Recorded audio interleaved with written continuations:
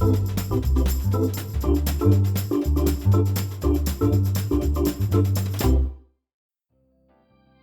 afternoon, how may I help you today? We want to book a holiday. And what kind of holiday are you looking for? Well, the truth is, our relationship is on its last legs. We were kind of hoping if we chucked some money at a trip away, then that would patch over the cracks for a bit longer. Ah, you'll be wanting something from our make or break holiday brochure then. Very popular with the delusional rowing couple still in a state of denial. Sounds ideal. We think all we need is a change of scene to get away from it all. We're just after a last-ditch, half-hearted attempt at prolonging the inevitable. Well, we do have a week in Aruba. The room comes with a beautiful sea view, a 2-minute walk to a long sandy stretch of beach, and picturesque crystal clear lagoons. None of which you'll actually see, of course, as you'll have locked yourself in different rooms of the apartment, staunchly refusing to come out. Interesting. Anything else?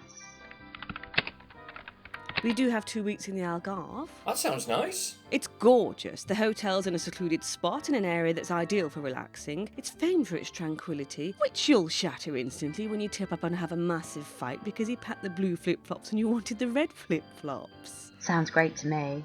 Do you want to go self-catering or all-inclusive? What's the difference? Well, with self-catering, you'll fight about what to buy from the local supermarket and ultimately end up eating different things alone at different times of the day. And all-inclusive? Well, all meals are included, so you'll eat together, except Madam will voice disapproval of Sir making too many trips to the buffet and loudly eating with his mouth open like a pig. I think we should go all-inclusive. Yeah, may as well. OK, hotel booked. The room comes with one double bed for Madam to sleep in, and for Sir, there's the option of the sofa or the bath. Great.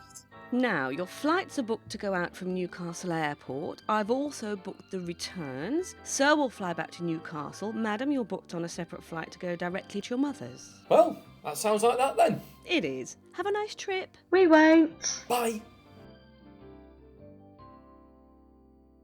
If you could get into the vehicle and fasten your seatbelt, Mr. Collins, we can commence today's backseat driving lesson. Right you are. We'll begin nice and easy. I'll just start the car, and if you could make a slightly disparaging comment, say, about the tidiness of the car or the size of the car, that would be wonderful. Oh, it's a bit small, this car, isn't it? It's like a mobility scooter, this. Excellent. Very patronising. You know, you should keep it in gear when you're parked. Good, Mr. Collins. Now, I'm going to merge into the oncoming traffic. If you could just sit back in your chair over dramatically and suck air over your teeth. Not too much, just irritating enough to cause a minor distraction in the corner of my eye. Jolly good. Right, Mr. Collins, I'm entering a built-up area next to a school where I can clearly read a large sign that says to drive at 20 miles per hour. If you could just state the absolutely bleeding obvious for me.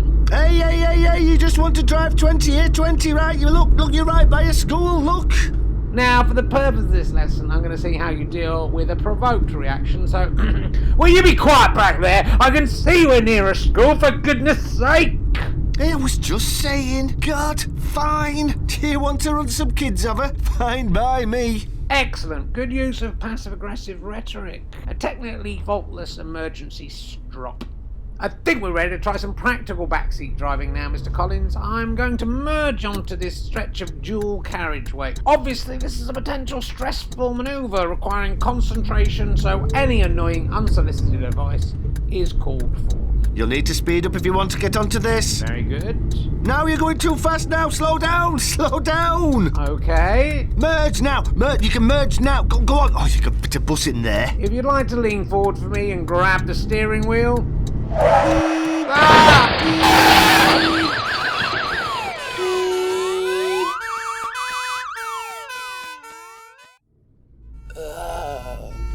Sir, I think he's gaining consciousness. Mr. Collins, hello? Can you hear me? You've been involved in a crash. We're taking you to hospital. He's trying to speak, sir. Why? Why are you going round this way? It's much quicker if you cut round past the back of the supermarket. Excellent, Mr. Collins. I think you're ready to take the test. Oh dear.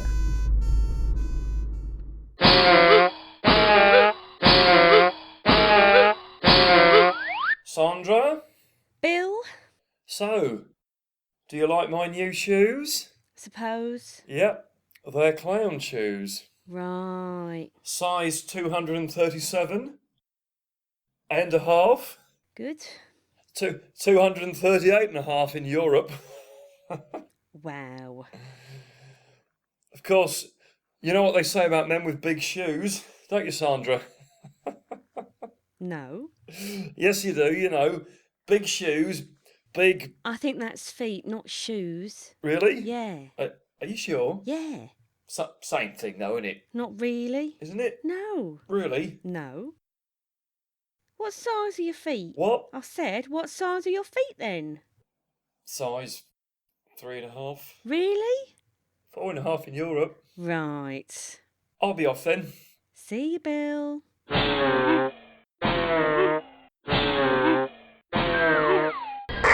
Vehicle 7, do you come in? What's your position? Reading you, mission control. Current position 540 feet, 4 degrees down. Landing feet down, picking up some dust. Contact. We copy you down, Vehicle 7. Well done, Duke. You and Adam suit up and take a stroll. Copy that, mission control.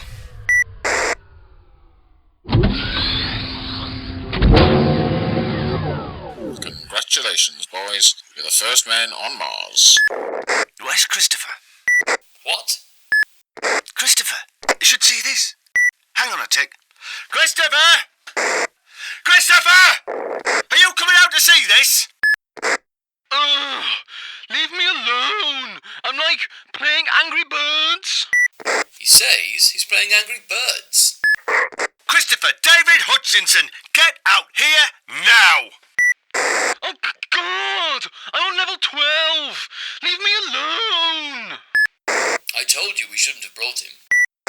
What was I supposed to do? I couldn't find a childminder in time.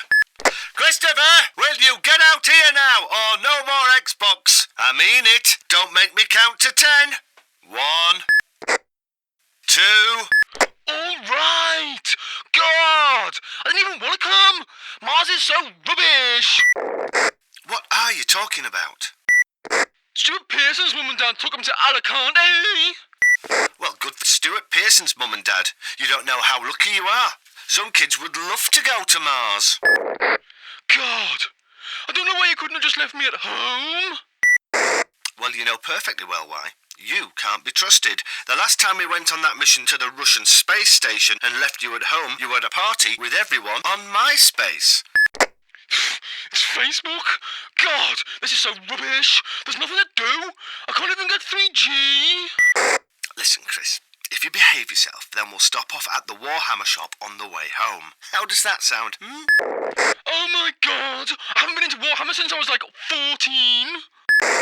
Fine, I give up. Get yourself back on the craft then, Christopher. Do what you want. Mint.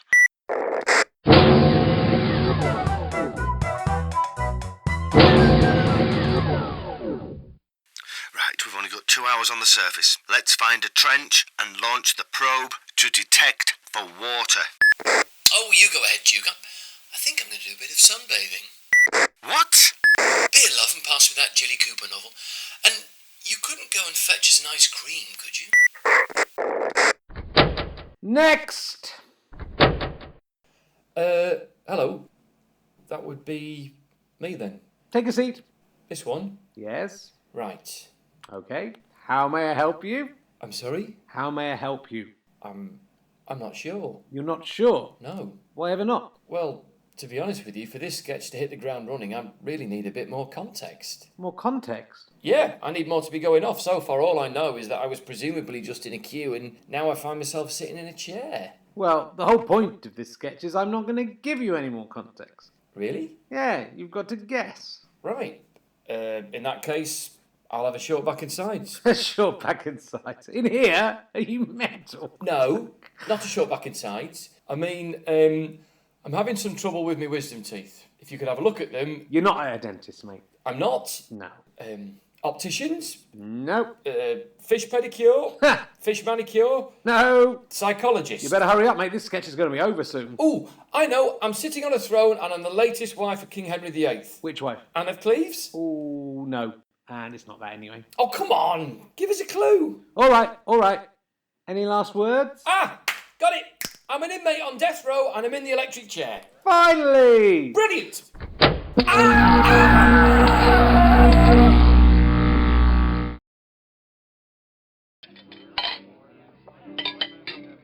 How's your pasta, dear? Yeah, it's lovely. Nice. How's your meal? Hmm. Really? Is something wrong? Well, I'm sure I asked for this steak to be well done, didn't I? Haven't they cooked it enough? To be honest, I don't think it's been cooked at all. Never. No. Actually, I think it's raw. Really? You know, I'm not even convinced this is a steak. Not a steak? No. What makes you think that? Well, it's got fur on it for a start. Oh yeah, you're right. And whiskers, look. Does this steak look to you like a cat? Cat? Yeah. I think they brought me a cat out. That's not very good, is it? No, it's not. And this Diane sauce, Don't say they've messed that up too. you know, I think they have. I'm not even sure this is Diane sauce. It looks more to me like spit. Spit? Yeah, you know, sputum. I think they've brought me out a dead cat with spit all over it. And are you sure you didn't order that? No, I asked for the steak. I'm almost certain I did. You should complain. Do you think? Of course you should. You've waited over half an hour and they've messed up your order and brought you out a dead cat with spit all over it. You should definitely say something. Hello, sir. I trust everything is alright with your meal? Yes, fine, thanks. Honestly. Well, you don't want to make a fuss, do you? Why not? I would. Yeah, but I already complained about the starter and I don't think they were too happy about it. Look at you. You look amazing. Doesn't she look amazing, Adrian? She does. Amazing. Thanks. Although I must admit, I just feel fat. When's it due? Oh, in about 2 weeks. Wow, I'm so jealous. Aren't I, Adrian? Aren't I jealous? You are, darling. Very jealous. We've been trying for our first child for ages. Oh, I'm sorry to hear that. We tried everything, haven't we, Adrian? Tell her. That's right. Everything. I've got an ovulation calendar. We follow the cycles of the moon. I phone up Adrian at work and demand he comes home when the planets are in the right alignment, don't I, Adrian? You do. Nearly been sacked a few times now. We've cut out caffeine, no more alcohol. We've both packed in smoking, of course. I make Adrian wear only loose-fitting baggy trousers even at work. He looks a right plonker, don't you, Adrian? Tell her what an idiot you look. It's true. I've tried acupuncture, aromatherapy, strict zinc-based diets, holistic new age chanting. We've tried everything we can think of. Isn't that right, Adrian? It's been 3 years now. We're down on the list for artificial insemination, so fingers crossed, one last shot. Well, good luck. It's so sad when a couple can't conceive just through normal sex, isn't it? Sex? Oh, God, no. We don't have sex, do we, Adrian? Christ, no. We're married.